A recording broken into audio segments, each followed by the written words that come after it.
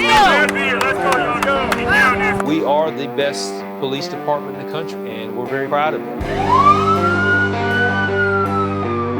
If I can contribute, then I should. I never really lose it. When I go home, I'm still recruit bonding. You're gonna feel different when you put that uniform on. We're all learning together. We're all starting from square one. You're going through something over 26 weeks that is intense, that is challenging, that is life-altering. And the people that you share that with are the most important part of the experience.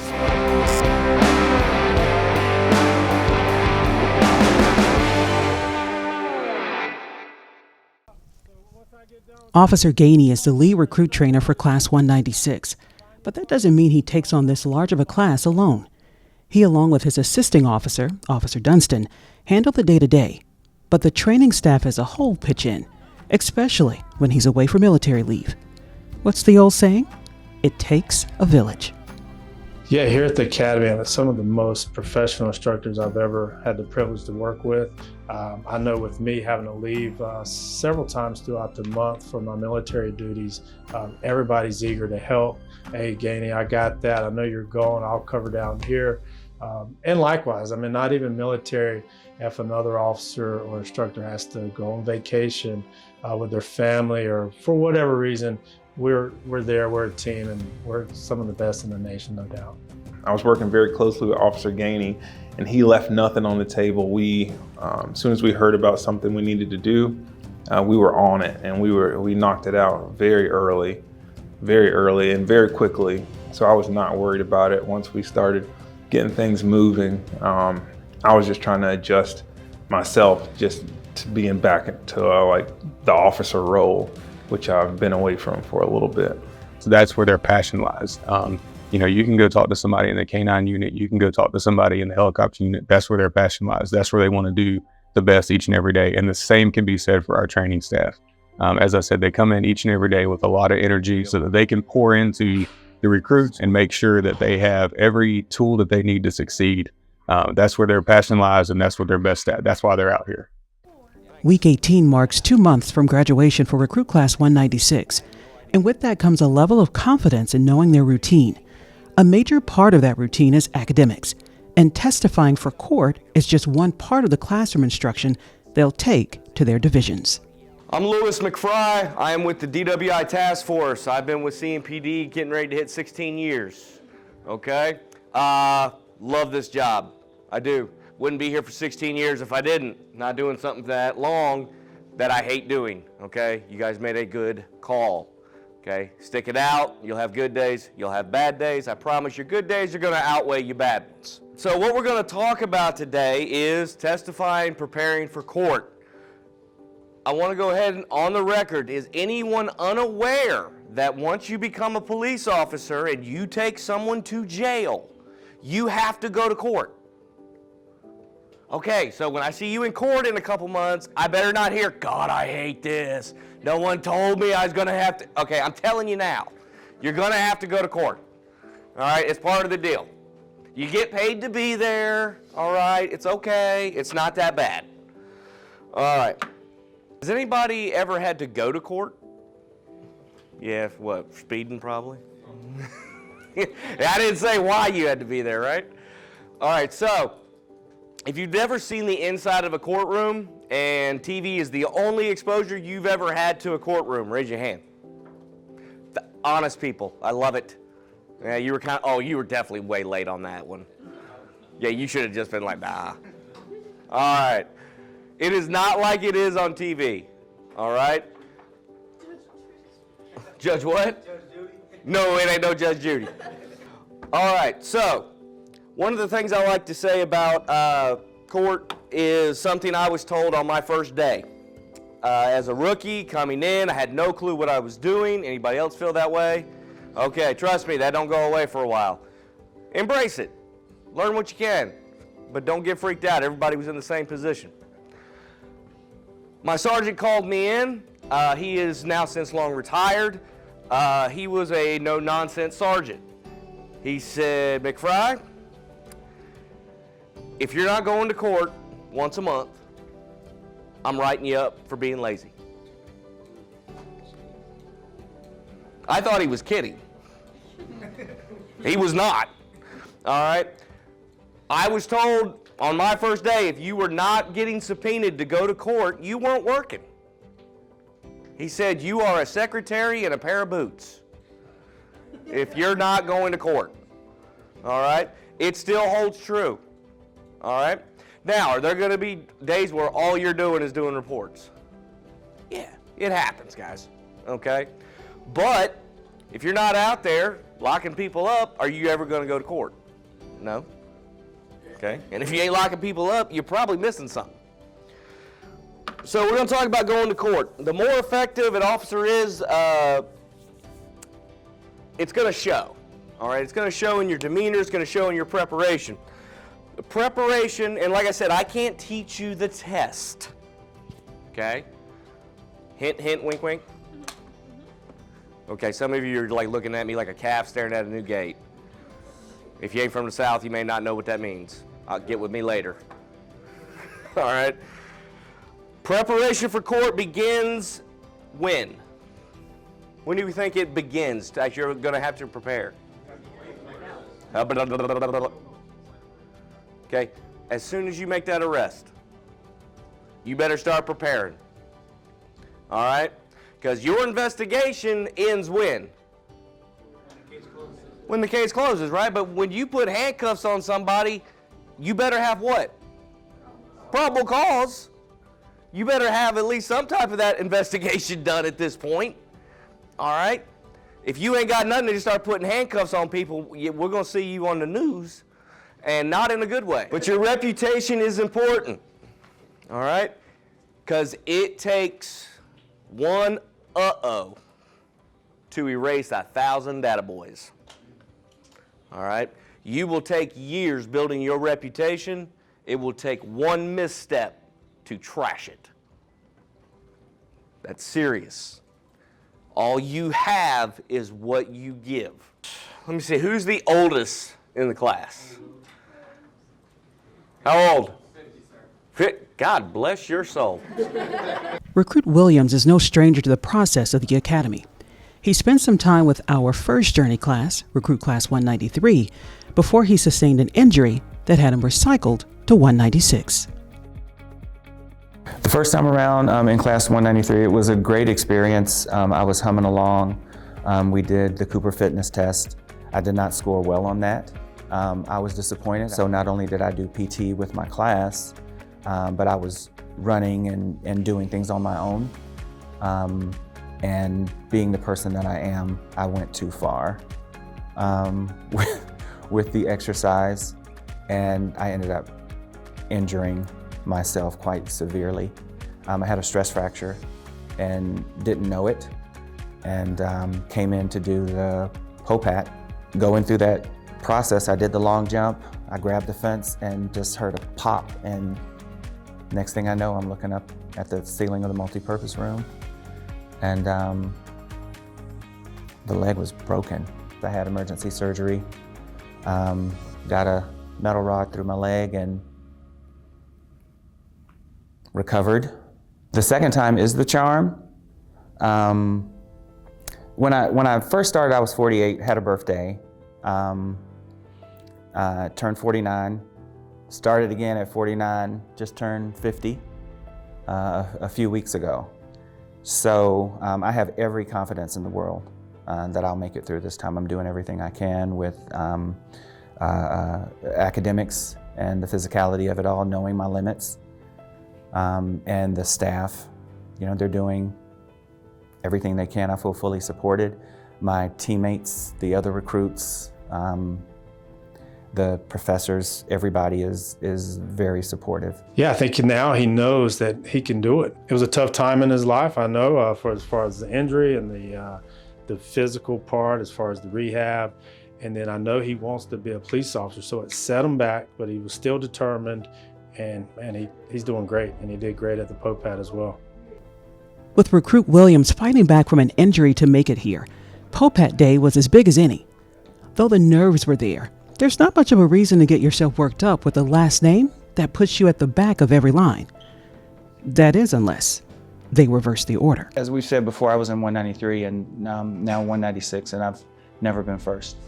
So, you know, even with squads, I'm in 3rd squad, which is the best squad. But yes, we were doing reverse alphabetical order, and it was great. I was expecting to come in, and my energy was, you know, up, and I was ready to go. But like you said, you automatically know you're gonna have to wait a few hours, especially because the class is so big. So I was excited to do the POPAD. It was my 4th. Yes, sir. 3, 2, 1, go.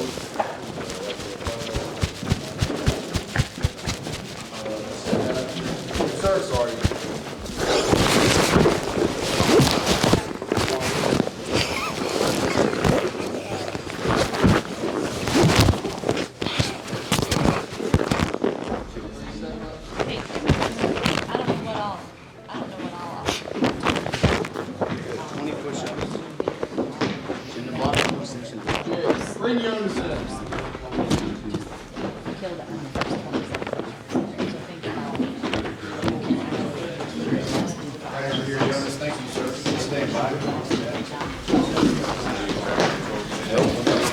I started doing push-ups at every break that we have in class. I did just over 1,800 push-ups. That doesn't count the push-ups for PT or any of the other push-ups that we do. Those were all the ones that I did in the back of the class, and I really think it helped me immeasurably. I did them in increments of 20, and then after a few weeks, I was up to 25, and I was about to, you know, shift to try to make it to 30, and time went by, and I think all of that work paid off. And I think you have to show initiative. You have to have, you know, a will to succeed in this field. They're doing everything they can, but if you don't put your part in, you have no one else to blame. So I didn't want to come up again and not pass it. Here you go, William.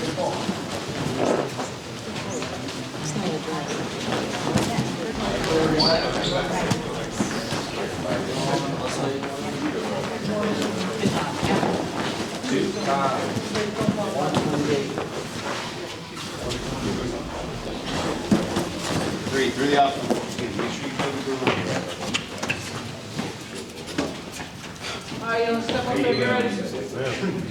line. There was something different with the first one this time. When we took it, I believe it was in November.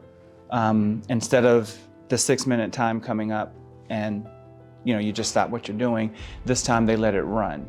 So I think I was at 8 minutes and 40-something seconds because I couldn't get through the last set of 20 push-ups. You're redlining. The test is built for you to redline and to be exhausted and to simulate what happens in the real world. And I just couldn't do them, so it took me another almost 3 minutes to finish the last 12 push-ups. Fine on time. You got 2 minutes. Let's go.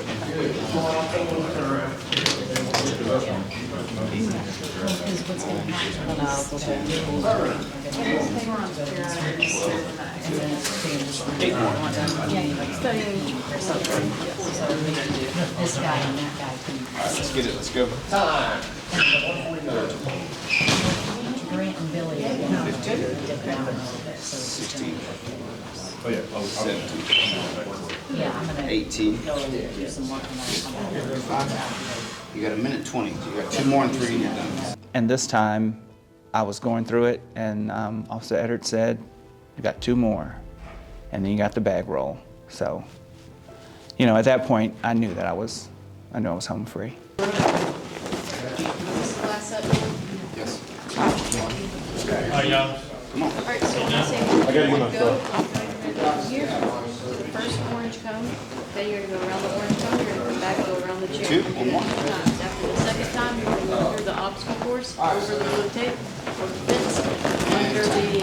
Irish Williams 511. Yes, sir. 50 seconds. You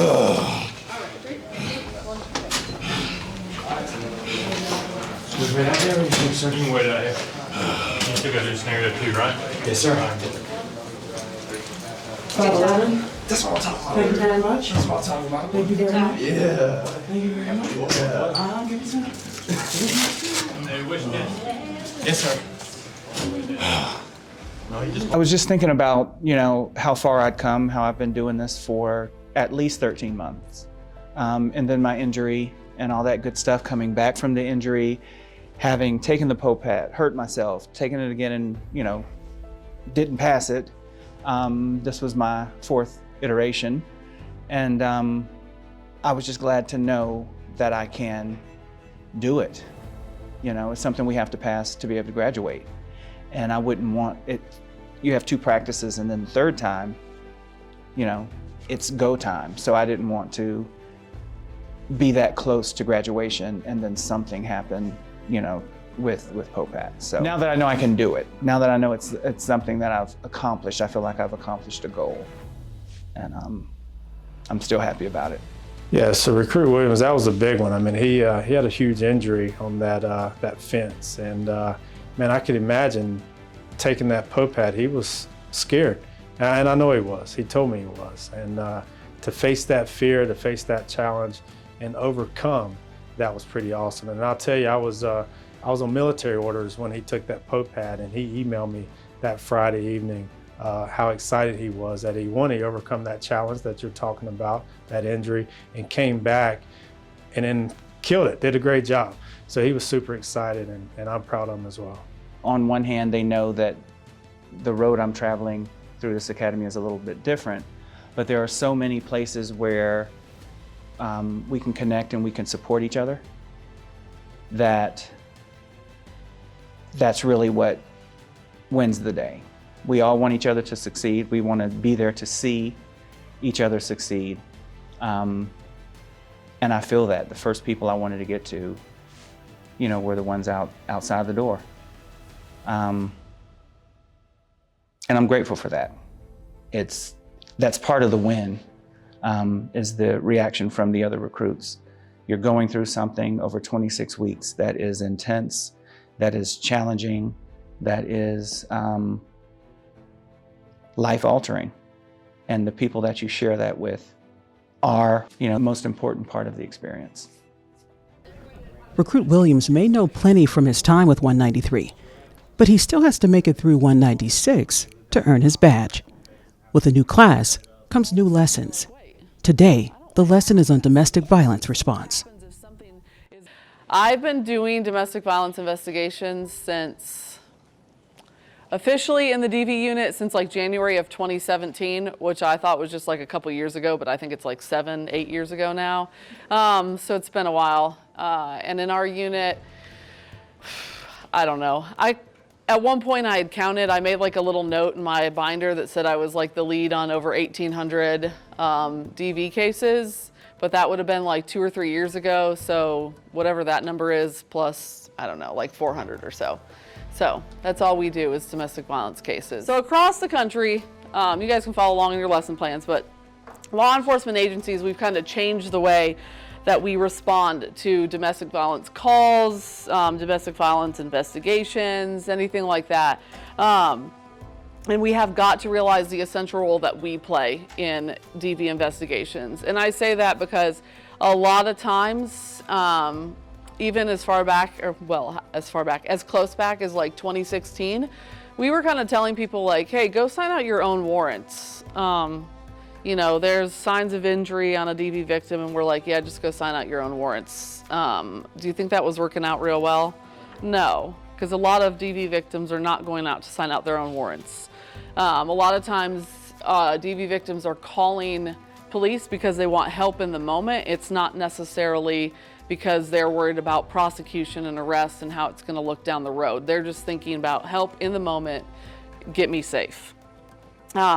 And then the other thing that we, kind of are, want to look at is, how's this affecting kids? Like, I see you back, like, we have CDCP and other programs in place because we're trying to break that cycle of abuse, and see how this is going to, see how domestic violence affects kids and what that does for the future, and trying to break that so we're not, these generational curses aren't continuing. So on average, more than 3 women are murdered by their husbands or boyfriends in this country every single day. Domestic violence is prevalent and it's lethal. And on the domestic violence calls that we respond to are some of the most dangerous calls for service that you're going to encounter. Does anybody want to start guessing why. Because there's so much more emotion involved in a relationship, whether it be sexual, mental, physical, and then you collide anger or any type of animosity with that. It's very, very dangerous. All right, perfect. You get a gold star. If I had candy, I would give it to you. A donut, not in uniform. But yeah, no, you're exactly right. So you think about any call for service that's traumatic in and of itself, but then you also add in all those other like intimate facets of it. Someone that you're supposed to trust, someone that you're supposed to love, and you know, I couldn't have said it any better than you did, but like, I mean, that's exactly what it is. And then you come in and then we decide, oh gosh, we're gonna make an arrest because this is what we legally have to do, and now you add even more emotion into it. All right, incidents of domestic violence are unpredictable. The only thing more unpredictable than a human being is a human being in crisis. After the classroom portion, the recruits get to run through a few scenarios. And even if it's your second time around, each rep here at the Academy is one step closer to the badge. Check in next episode to see how the recruits handle their robbery response scenarios.